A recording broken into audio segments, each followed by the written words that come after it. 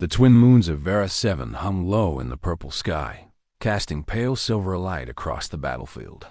The air still carried the smell of burning metal and blood. Commander Kira Valdez knelt in the center of the ceremonial circle, her blue armor covered in dust and dried alien gore. Around her, 47 warriors of the Blue Legion stood in perfect silence. Their heads were bowed. Their fists were pressed against their hearts. In the middle of the circle lay 12 bodies. 12 human soldiers who had given everything in the morning's battle against the Skorathi Dominion. Their armor had been cleaned. Their weapons had been placed across their chests. Their eyes had been closed by loving hands. The Blue Legion was the most feared human military unit in the galaxy. They had earned their name not from their armor, but from the ancient Earth tradition of mourning. Blue was the color of sorrow. Blue was the color of loss. And blue was the color of the cold fury that burned in every warrior's heart when one of their own fell in battle. Kira rose slowly to her feet.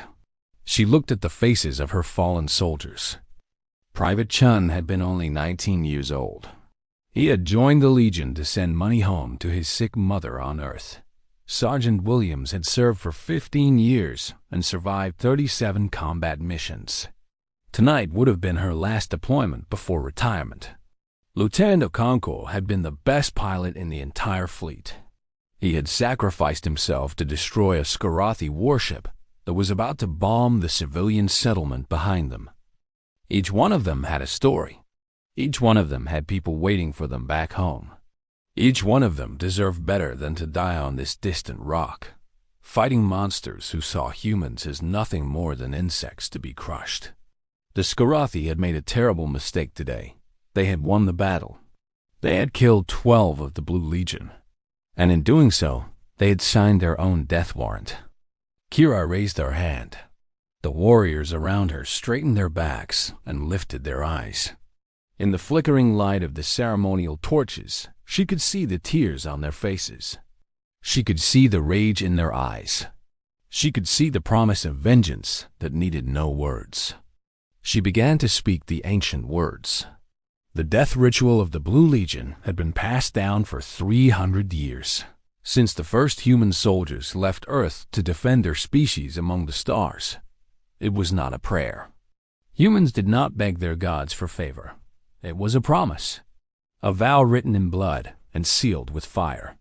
"We stand in the presence of our fallen," Kira said, her voice strong and clear. "We honor their sacrifice.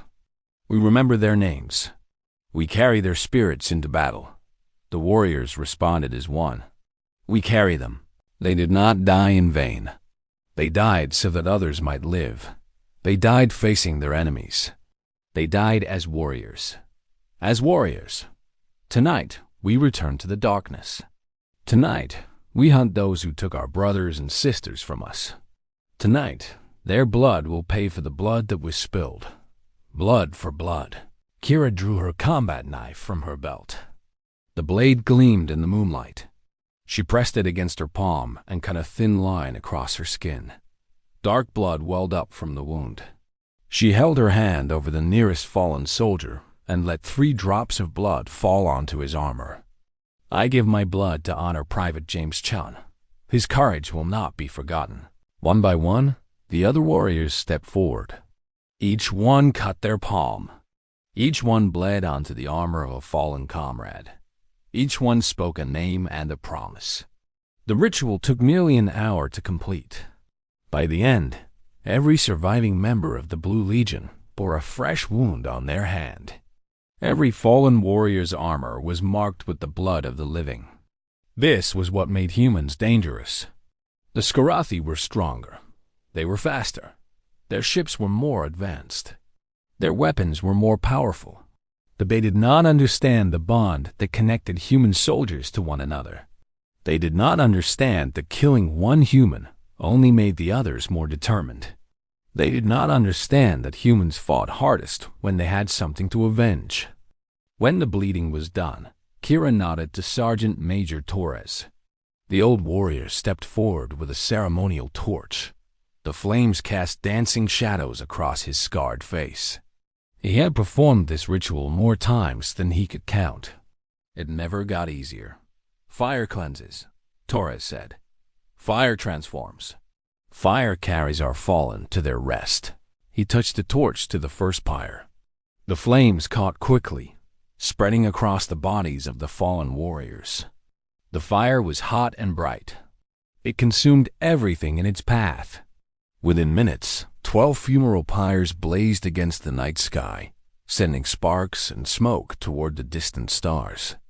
The Skarathi commanders in orbit would see the fires. They would know what it meant. They would understand that the Blue Legion was not retreating. They would realize that the humans were preparing for war. Let them watch, Kira thought. Let them see what happens when they make enemies of the wrong species. While the fires burned, Kira gathered her officers in the command tent. Major Hassan spread a holographic map across the table. Blue dots represented human positions. Red dots represented known Skarathi forces. There was a lot more red than blue. Their main force is here, Hassan said, pointing to a cluster of red dots about 20 kilometers north. Approximately 800 ground troops and 40 armored vehicles. Their command ship is in low orbit directly above. Defenses? Kira asked. Heavy. They have energy shields around the perimeter. Automated turrets every 50 meters. And they have air support on standby. If we attack head-on, we will be slaughtered. Then we do not attack head-on. Lieutenant Park stepped forward. She was the youngest officer in the Legion, but her mind for tactics was unmatched. Commander, I have been studying Skarathi behavior patterns. They are overconfident. They believe the battle this morning broke our spirit. They expect us to withdraw or surrender.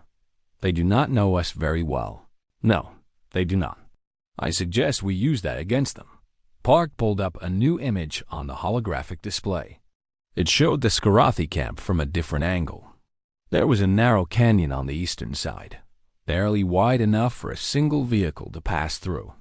They left this approach unguarded, Park said.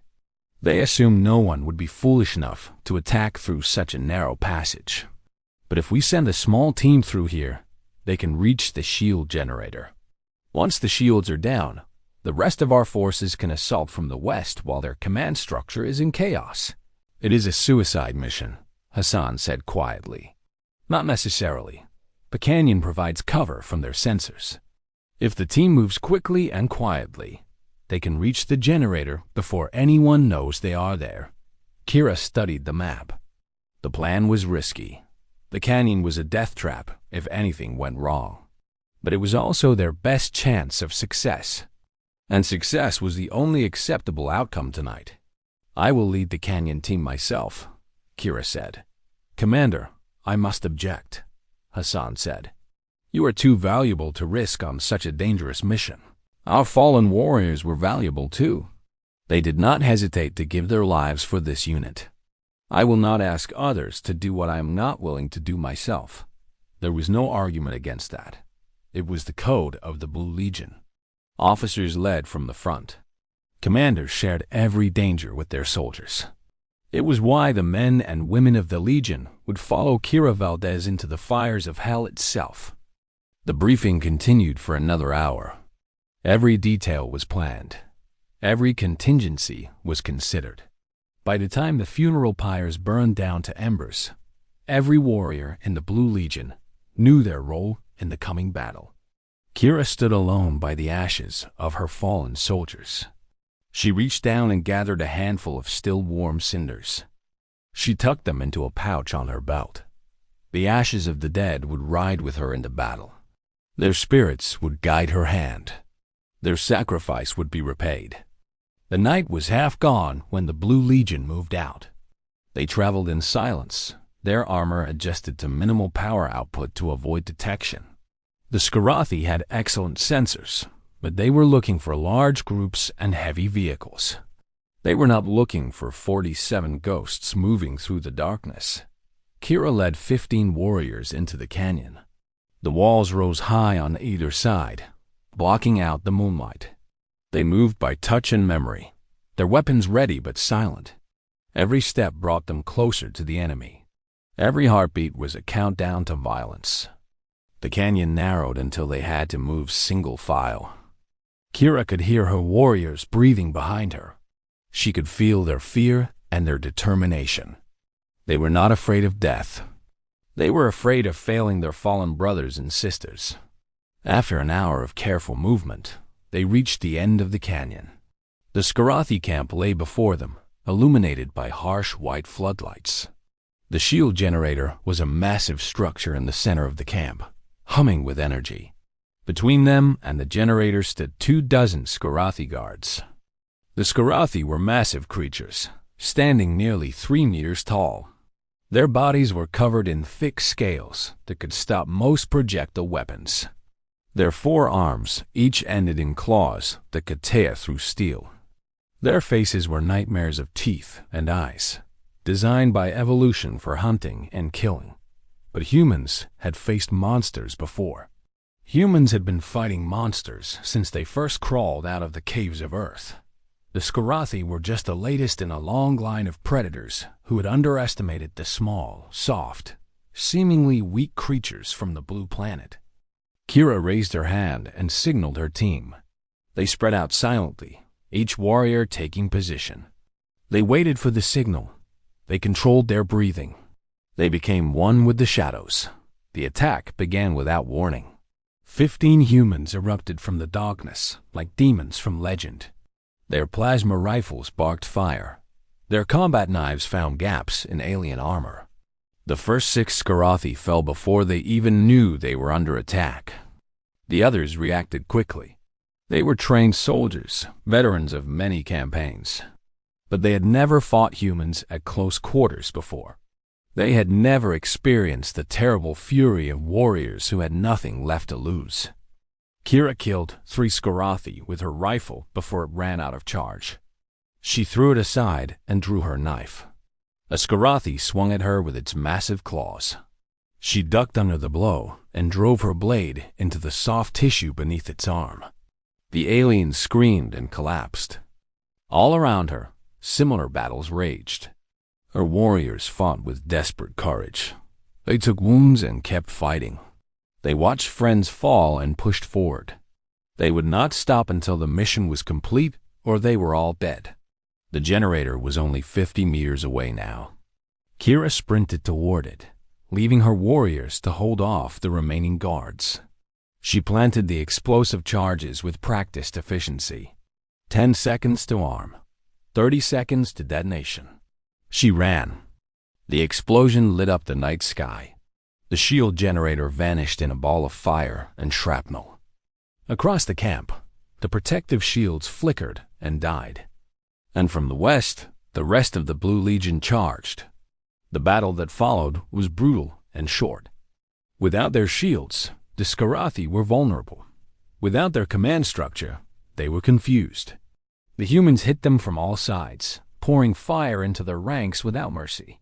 By dawn, the Skarathi force had been destroyed. 800 enemy soldiers lay dead, their vehicles burned.